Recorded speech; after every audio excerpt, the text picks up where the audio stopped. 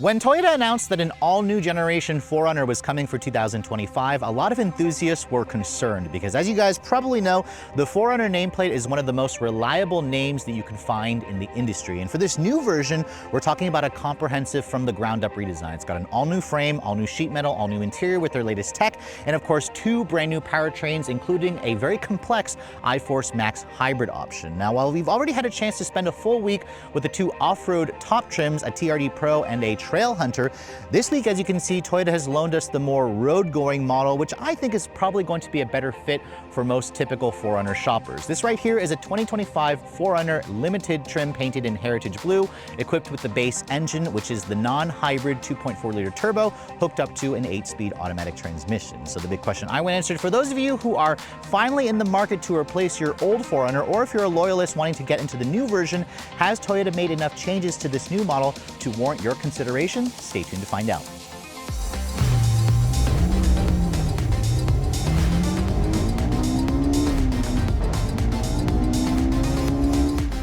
Now, before we start talking about the brand new sheet metal for this all-new 6th generation 4Runner, the big story, of course, is the replacement of that old 4-liter V6. In its place, however, is a new turbocharged 2.4-liter 4-cylinder that we've already seen play double duty in some Toyota and Lexus products.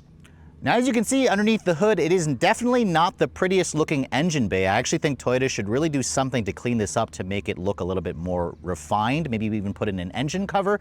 You're going to find a longitudinally mounted, and that's because this is a rear-wheel drive body-on-frame vehicle, 2.4-liter gasoline direct injection turbocharged 4-cylinder. It actually also has direct and port injection, and this powertrain, just like in the Tacoma and other Lexus products, delivers 278 horsepower and 317 pound-feet of torque.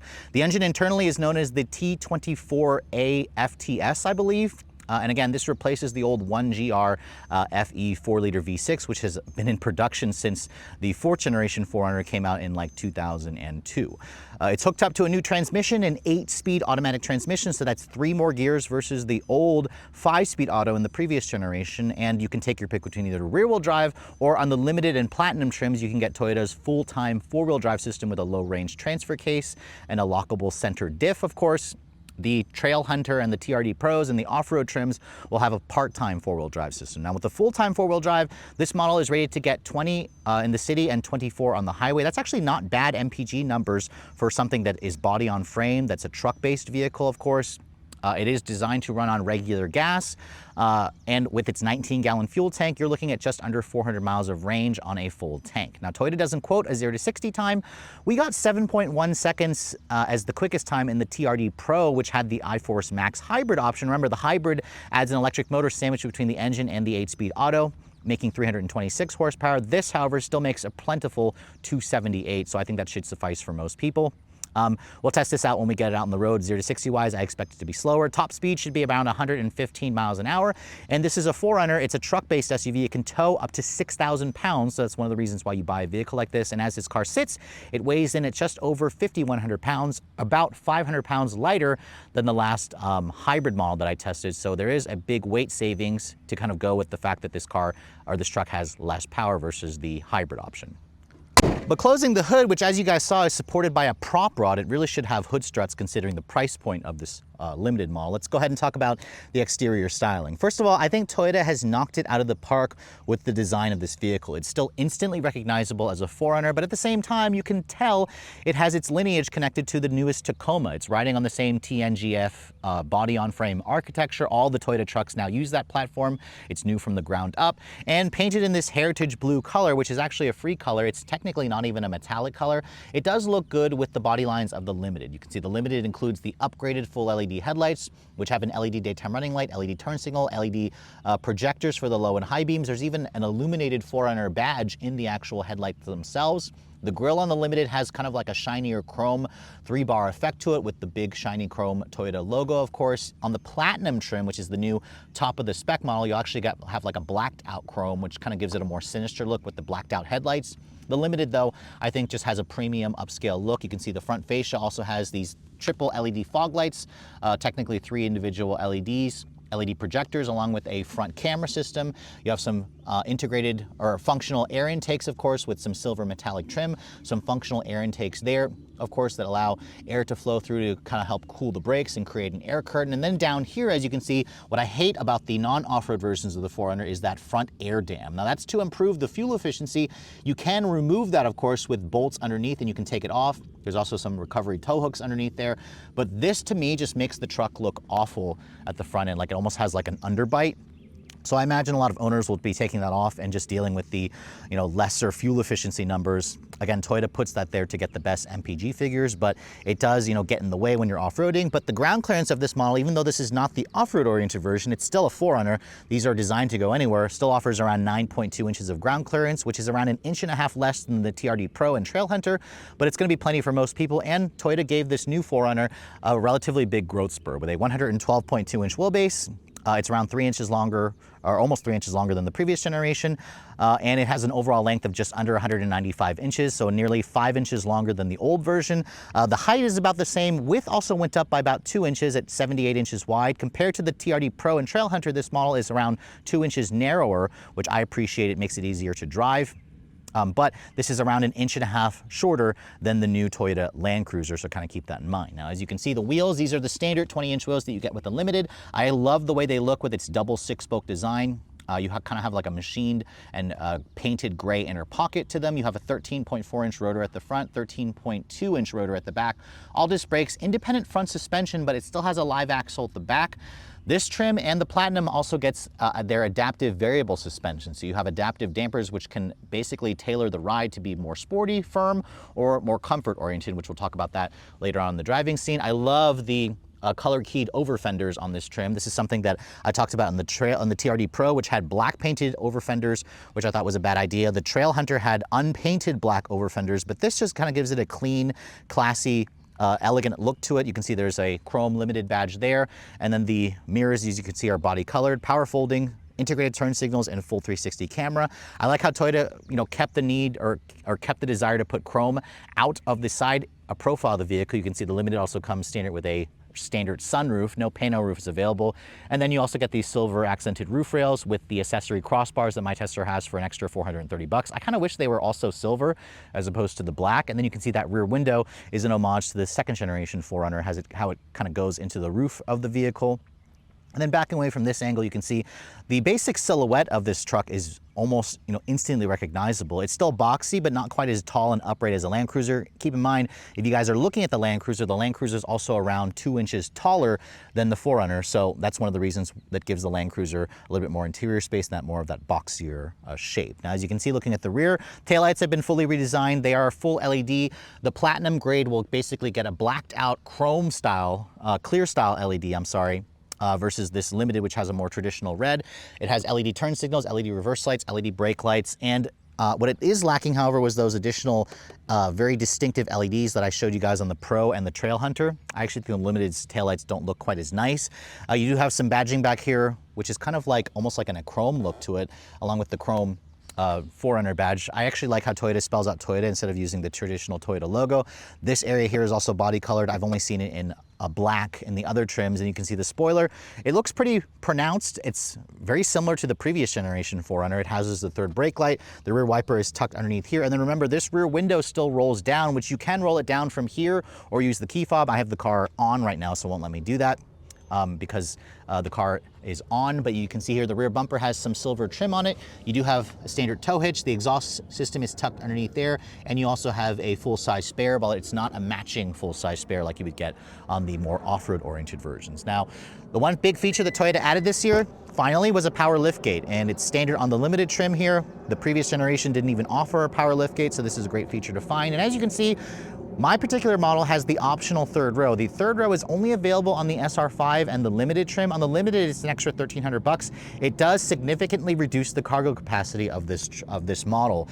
With the third row seats up, you only have around 12 cubic feet of storage space. 12 is pathetic. In fact, I can barely fit like a backpack back here without having it sit upright. But of course, most of the times the third row is just going to be here for an emergency, so it's a manually foldable third row. And what I like about the third row is when you fold it flat, it actually creates a flat load floor, and that's because that area there is where Toyota would put the nickel metal hydride battery pack if you guys go for the hybrid model. So if you want the third row, you can't buy a hybrid version because it's unavailable. Now, as you can see, with the third row down, you get around 45 cubic feet of storage space, which is around 3 cubic feet less versus a hybrid model, which doesn't come with a third row when you have the seats, the back seats up. Now, the interesting thing about the third row model is, for one, you can't actually fold the second row seats from back here. You do have a household power outlet back here, along with some LED lighting. My test car also has the optional LED lights here in the liftgate for an extra $130, but I'm gonna actually fold down the back seat area because this is an area where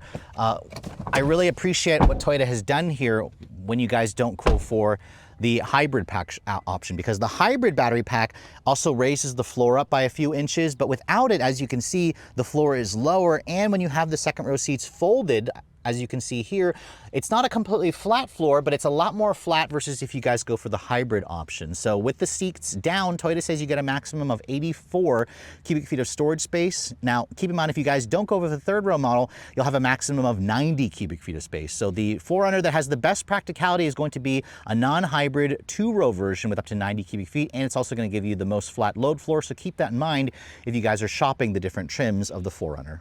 Now, moving into the interior of this all-new 4Runner in the limited trim. Before we get inside, however, let me show you guys the key fob. As you can see, this is Toyota's latest intelligent access key.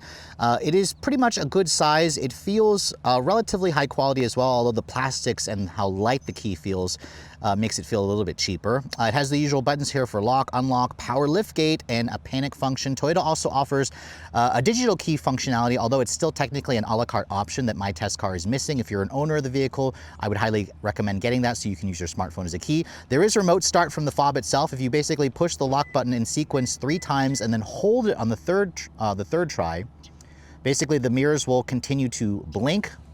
You'll hear it eventually start up. So it's nice how remote start is included from the fob itself. Again, it is a little finicky to get it to activate, but it's definitely a nice touch. Now, as you can see, when you approach the vehicle, the mirrors will fold or unfold, and there is no walk-away auto lock or unlock function with the 4Runner. Instead, you have a traditional pull-style handle. When you want to lock the door, you basically touch that. That will lock the door for you. And then when you want to unlock it, touch the back of the door handle. There's a sensor. And then, as you can see, my test car also has the optional, for $1,000, power retractable running boards, which is standard, I believe, or actually no, it's optional still on the platinum grade. But in terms of the color combination, I really love my test car with the heritage blue and the portobello genuine leather interior. So this is not their fake Softex. This and the platinum are the only trims to get real genuine leather. The seats themselves are also heated and ventilated. They adjust in 12 different ways on the driver's side, and you also get a 2-person memory function. I also like the power running boards. They help you get in and out of the truck, but I did notice they're a little bit slow to open and close. In terms of the door panel materials, you can see the upper portion here where you'd rest your elbow has a soft leather here with the contrast stitching. Same thing here and here where you rest your elbows. This area here is hard touch plastic, but you rarely will touch that. The window controls are one touch for all 4.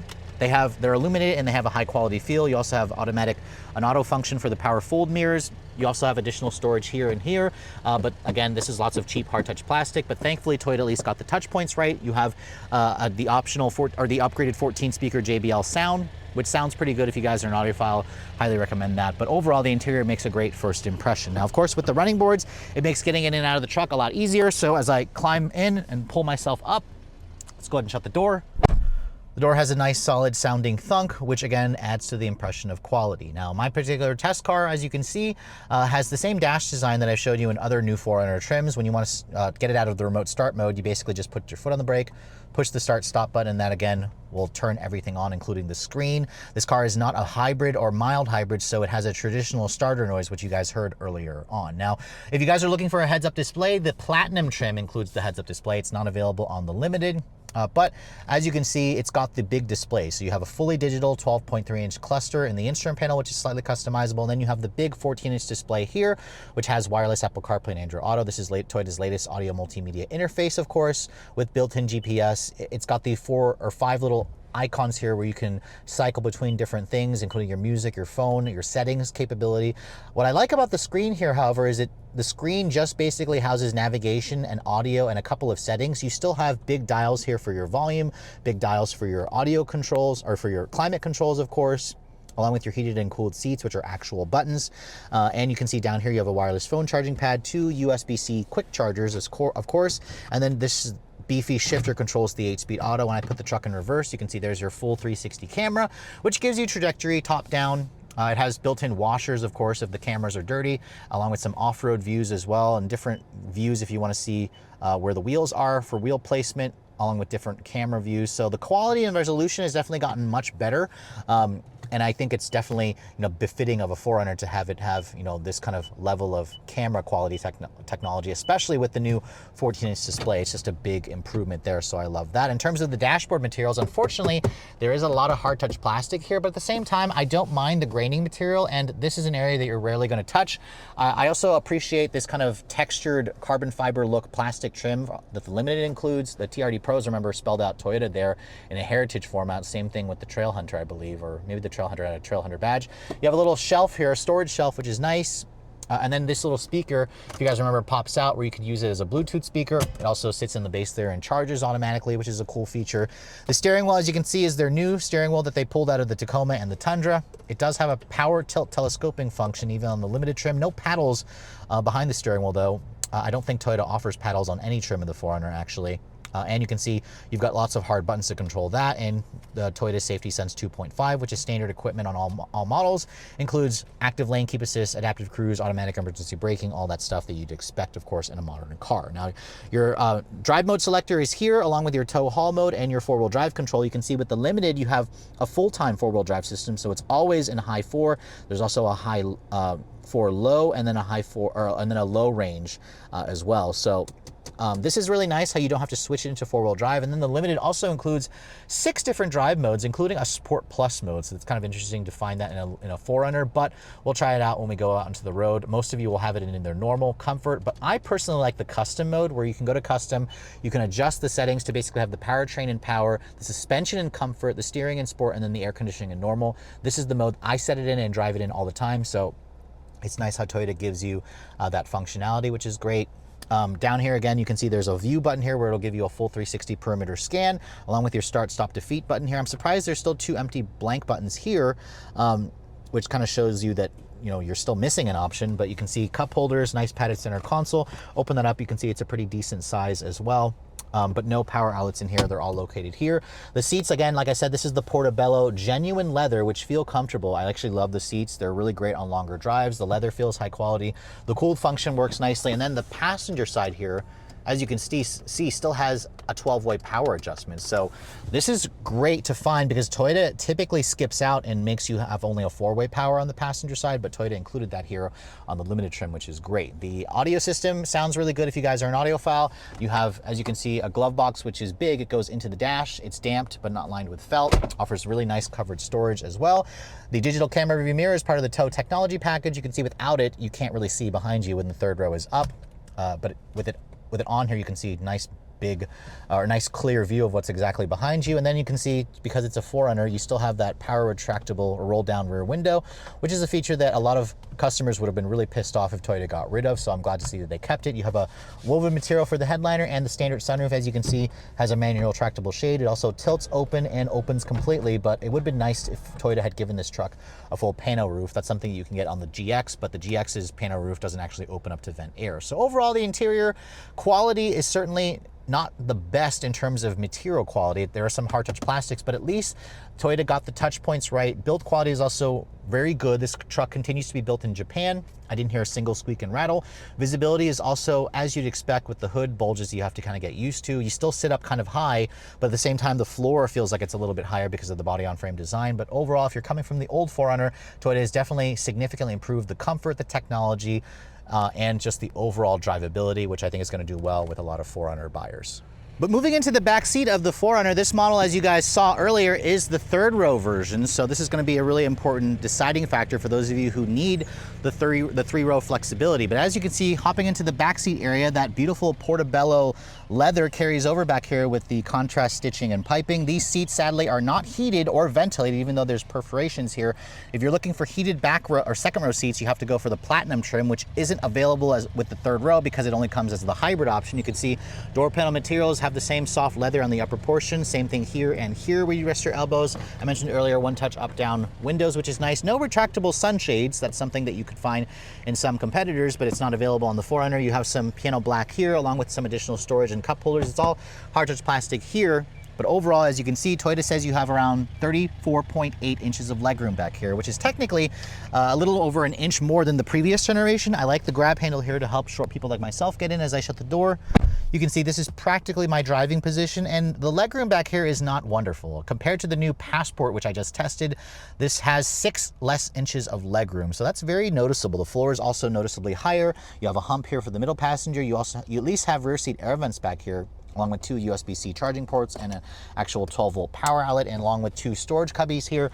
The head restraints also are a nice position, and you also have an armrest that folds down and gives you 2 cup holders. The seats themselves, they do offer a recline function. Actually, the recline is plentiful. As you can see, it really reclines a lot. When I have it reclined, I'm practically almost laying, like, not down, but this is very comfortable if you guys are going to go on a longer trip. Without it having the recline up, the headroom space, let's go back here. As you can see, there's a big carve out here for where the sunroof, takes up space. But as you can see, I have a solid maybe 3, maybe 4 inches of additional headroom clearance at 5'7", so it's not bad. I can get back here and cross my legs, but it definitely feels tight. This seat also doesn't slide forward and back. It really should, considering there's a third row back there. But because this vehicle is relatively wide, you can sit 3 people across. You just have to straddle this little hump here, which isn't ideal, but the leather back here does feel pretty nice. There's no captain's chairs available. Get a Highlander or Grand Highlander if you guys are looking for that. But let's go ahead and hop into the third row area of this truck. As you can see, to get back here, Toyota basically says you have to pull on this lever and it'll fold down and then flip out of the way. Now, as you can see, the third row basically looks like it's a pair of jump seats. And when you guys don't have the third row in, this actually will slide in, which it's not going to do so because you have to actually, what happens when you fold down the third row, this automatically goes in. You can't do it from this angle. But let's go ahead and hop back here and show you guys what the space is like. I can torture myself back here. It really does look like it belongs for like kids, but at the same time, once I'm back here, scoot over to this side. Remember, this seat doesn't slide forward or back, it only reclines. This is when it with its more upright position. I have to say, I'm actually surprised at the legroom space. It's not bad at 5'7". I have decent foot space underneath here. Obviously, because the floor is so high from the live axle and the body on frame, my knees are kind of up a little bit, but it's actually tolerable. It's not too horrible. The window back here is small, but if you look forward, you can see it's not a bad view. The cushioning here offers very little support, and you can see in terms of features, it's all hard touch plastic, but you do have cup holders. There's no USB-C charging ports, no rear seat air vents back here either, which isn't ideal. And Toyota doesn't allow you to recline this seat. So once you're back here, you can see the only thing I'm noticing is the headroom is tight. If you hit bumps, your head's gonna slam into the roof. So this is kind of where it feels a little bit like a penalty box, but I have to say, I'm relatively impressed with the legroom back here. It's just the headroom is tight. So if you've got, even friends that are just my height at 5'7", which is an average adult, it's gonna be tight, but you can fit people back here in a pinch.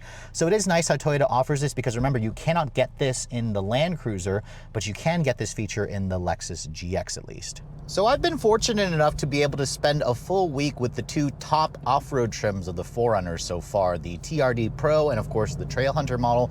Both of those trim levels come standard with the iForce Max powertrain. So now that Toyota has sent us over a limited trim with the base engine, without the hybrid powertrain tech, with the third row seat, this is the more road-going 4Runner. It also comes with the company's adaptive variable suspension. So we have adaptive dampers for the first time on a 4Runner, which is really interesting to see on a vehicle like this. This is the model that I would suspect most people would be happier with, because let's be honest here, most 4Runner owners actually spend their time on-road versus off-road. But this model, of course, with its 2.4-liter turbocharged direct injection 4-cylinder, replaces the old naturally aspirated 4-liter V6. So this powertrain makes 278 horsepower, which is actually the same as the old V6. It makes 8 more horsepower than the old V6.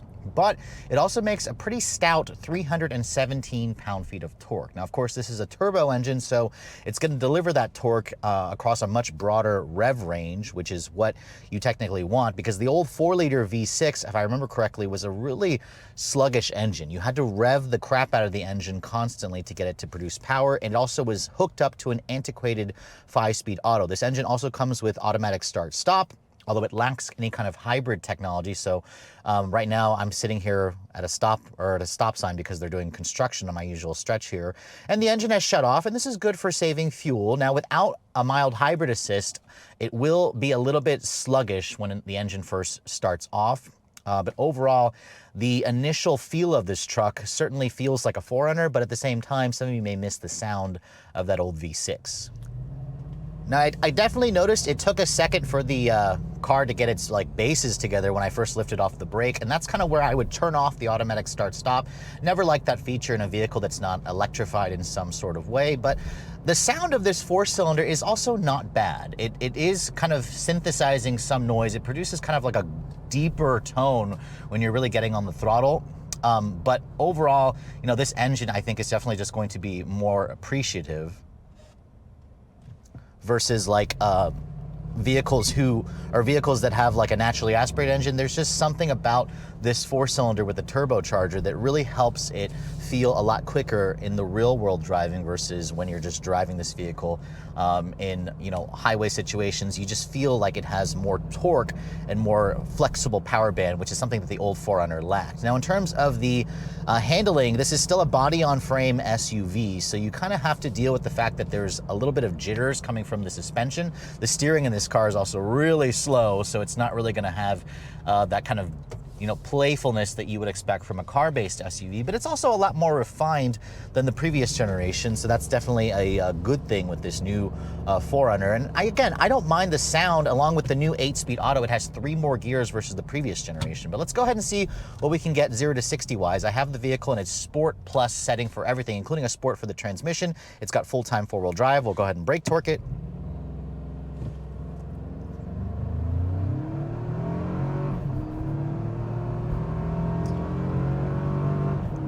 Again, I don't mind the sound of the engine.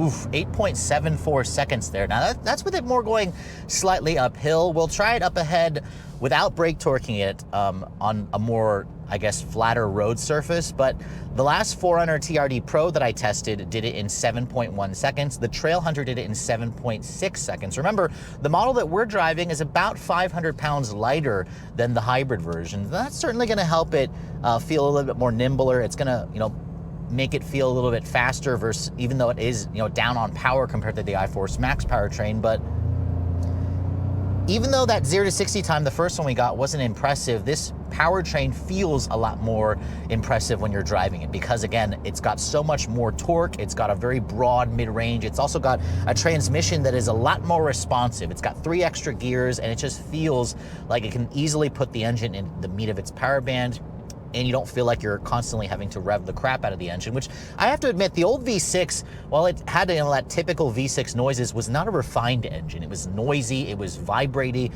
This new 4-cylinder turbo has some vibration coming through the pedals and through the steering wheel, but it's kind of appropriate given this is a truck-based SUV. What I don't like, however, is the ride quality in Sport Plus. In Sport Plus, the adaptive dampers go into its firmer setting. It just accentuates and just makes the jitteriness even more noticeable when you have it in Sport Plus. But you thankfully can adjust the suspension because it's got adaptive variable suspension. But again, just driving the vehicle in this kind of application, mid-throttle, it feels plenty fast. So that's kind of where people are going to notice a big difference if you're coming from the old 4Runner into this new version. It just feels effortless in its acceleration, which is something that I think buyers are really going to appreciate. So let's go ahead and see if we can get a quicker 0 to 60 time here. It's on more level surface. I'm not going to brake torque it this time. I've left everything in Sport Plus, of course, so let's see what we can get here.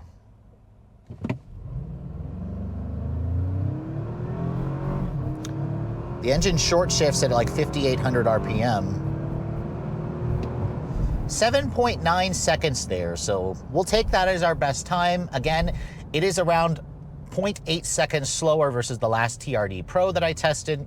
The Trailhunter, though, that I had like literally a month ago or maybe a couple weeks ago, that did it in 7.6 seconds. So I think that time should be plenty fast for most people. I really appreciate how this powertrain just feels fast enough, yet at the same time, it's gonna get, you know, similar acceleration in the real world compared to the iForce Max powertrain. You don't necessarily need the iForce Max, which kind of solidifies my request for Toyota to offer the top off-road trims without the complexity and weight of and cost of the iForce Max powertrain. Now let's go ahead and switch the drive mode here to custom. In custom, I've actually set the dampers to comfort.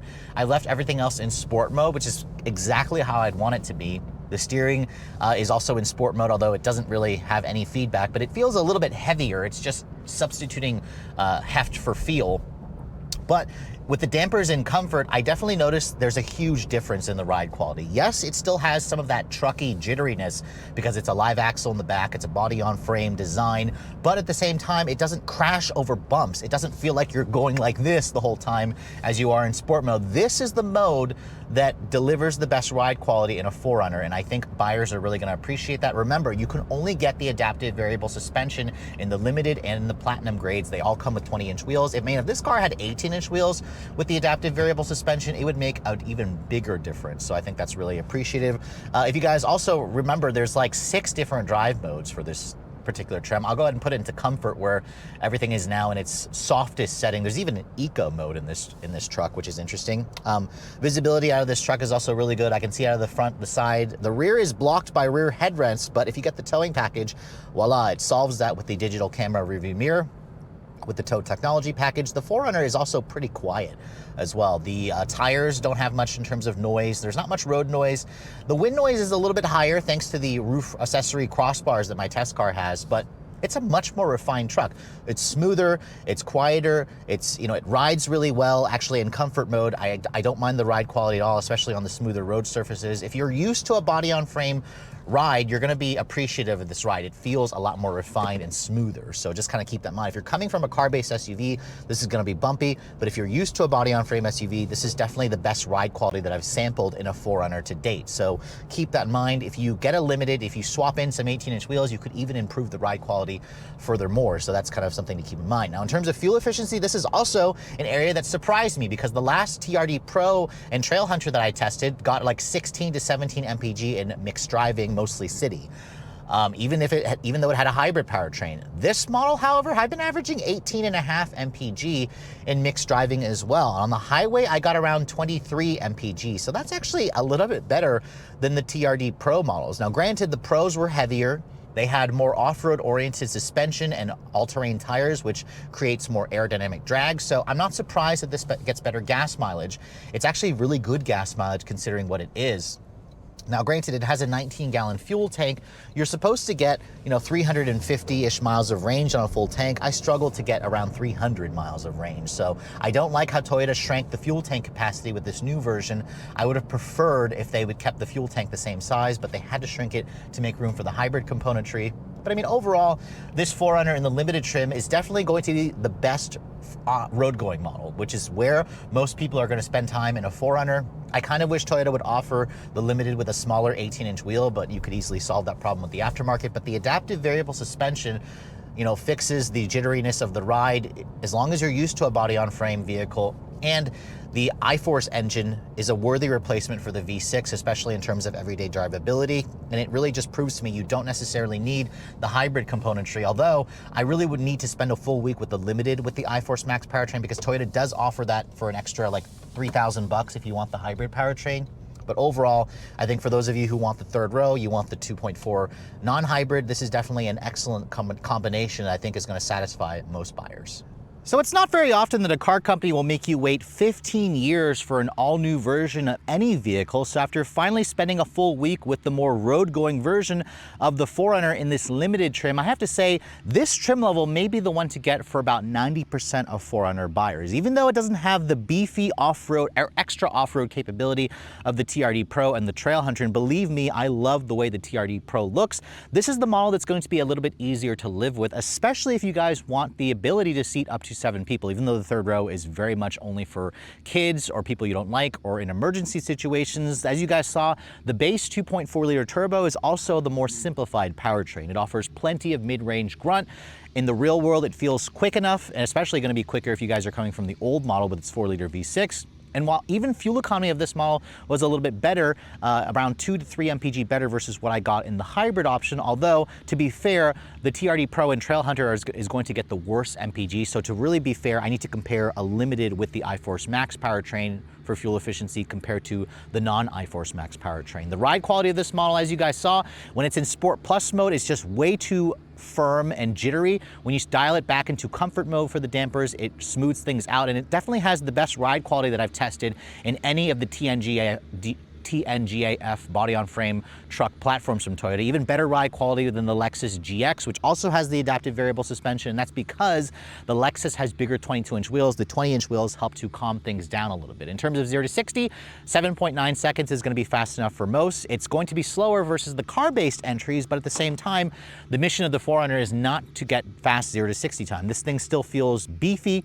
It still feels like you can run over almost anything, but at the same time, Toyota has added much more refinement and technology, especially technology, and just better drivability in this new version, which I think is going to resonate well with a lot of 4Runner loyalists, especially if you're coming from the old model. Now, of course, with all that being said, the 4Runner, the new version, has gotten a lot more expensive. Of course it has, considering all the level of technology that Toyota has added to this vehicle. Base pricing for the 4Runner has actually gone up by $500 since I first had a chance to talk about pricing for this model. For an SR5 with two-wheel drive, pricing is going to start at around $41,300, so around $500 more versus when it first came out.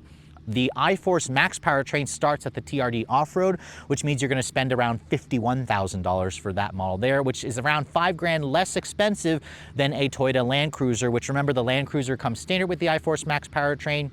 So kind of keep that in mind. It seems like a big price jump to go to the iForce Max, but it's because Toyota doesn't offer the base SR5 trim with the hybrid powertrain. Now, of course, going to the limited trim like I'm showing you here is going to cost you around $55,900. So it's a pretty hefty jump to go from an SR5 to a limited, but I'd argue that the limited has most of the features that people are going to want, and it comes as standard. Add around $2,000 if you guys want four-wheel drive. Unless you live in Florida, don't get a 4Runner with two-wheel drive. It will probably won't sell as quickly as models with four-wheel drive. It's a 4Runner, it needs to be four-wheel drive. Now, of course, my test car here with the four-wheel drive option, and a couple of dealer accessories and small options that Toyota offers from the factory checks in at around $62,800 or $62,475, so around $62,500, which definitely makes this expensive. I just recently tested the new Pilot or Passport Trail Sport Elite trim, which was around $54,000.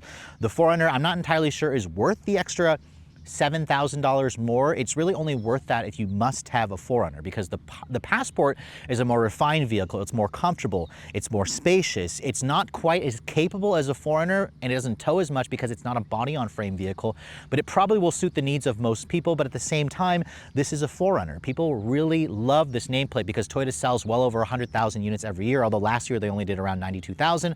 Also keep in mind, for the $62,500 price tag of my test car here, you could spend another $5,000 and get a Land Cruiser for around $69,000, which is a little bit more spacious, a little bit more comfortable, comes with the iForce Max powertrain as well. If you want an iForce Max Limited, it'll cost you around $2,000 more than this trim here, but again, you don't have the third row. The third row is an extra $1,300, so that's one of the reasons why this model is the most expensive non-hybrid Limited that you can buy, essentially, because of the third row and the power retractable running boards. Also keep in mind, a Lexus GX is around $67,000 for a base premium. So within Toyota's own lineup, there's a lot of choices out there. And really, to choose this truck, you have to really like the 4Runner. And you have to be a loyalist to the 4Runner, but at the same time, while Toyota has made this a lot more expensive, they've also made it a lot more enticing, a lot more capable, a lot more refined. So for those reasons, I personally think this is probably the best buy for the 4Runner, and I hope Toyota expands the availability of the non-iForce Max powertrain into the top off-road trims. With all that said, hope you guys have enjoyed my full overview on the brand new 2025 Toyota 4Runner in the limited trim. If you're also looking to see the latest cars I'm testing, be sure to follow me on Instagram at redline_reviews, like us on Facebook, and as always, guys, please keep subscribing to the Redline Reviews YouTube channel for all the latest reviews. Thank you so much for watching. I'll catch you all in the next video.